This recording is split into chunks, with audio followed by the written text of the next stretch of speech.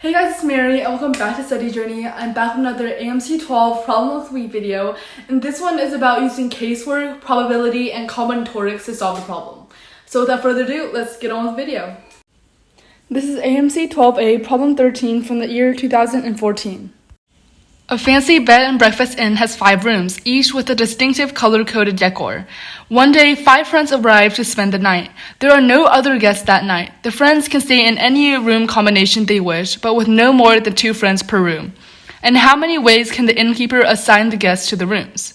So the key words here are that there are 5 rooms and 5 friends are going to spend the night.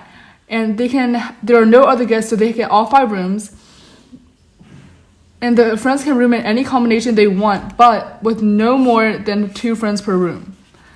And then it is asking in how many ways can this be done. So this is going to be probability and casework. So the first case is that they are going to use all 5 rooms and each friend is going to get their own room. That means the first person gets 5 picks out of all these rooms. And then once this person picks, the second person gets 4 picks out of the 4 rooms remaining. And then the third person gets the 3 rooms, the second person gets to pick from the 2 rooms, and then the last person has 1 room. So the probability of this is going to be 5 factorial, which is going to be 5 times 4 times 3 times 2 times 1, which is going to be 120. The second option is if they use 4 rooms, and there is 1 room with 2 people in it.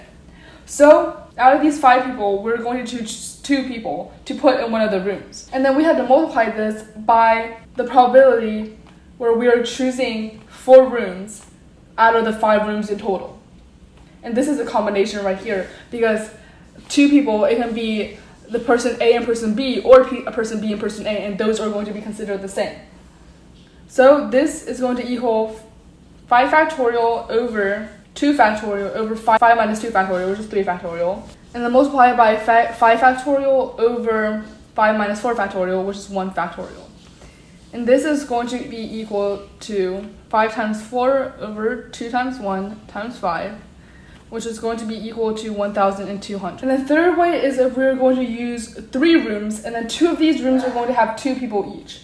So we're choosing 2 people out of the 5 people again, and then we're going to be choosing 2 rooms out of the total of 3 rooms. And then we have to multiply it by the probability that we choose the 3 rooms out of the 5 rooms.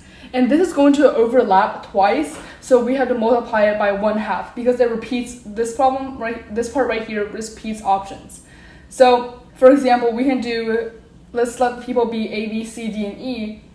So we can do A, B in 1 room, C, D in 1 room, or we can do D, E in 1 room, and then we can do, if it was DE, then it would also be CE. And so since there's 2 possible ways right here, we're going to multiply this 1/2. And then this is going to get us 5 factorial over 2 factorial times 3 factorial times 3 factorial over 2 factorial times 1 factorial times, and then we simplify this, and then we get, and this is going to be 900, this is 1,200, and this is 120. And so these 3 cases added together, it is going to be 120 plus 1200 plus 900. And this is going to be the total, which is going to be 2,220. And that is going to be your answer. Looking at the answer choices, we can see that the answer is going to be B, 2,220.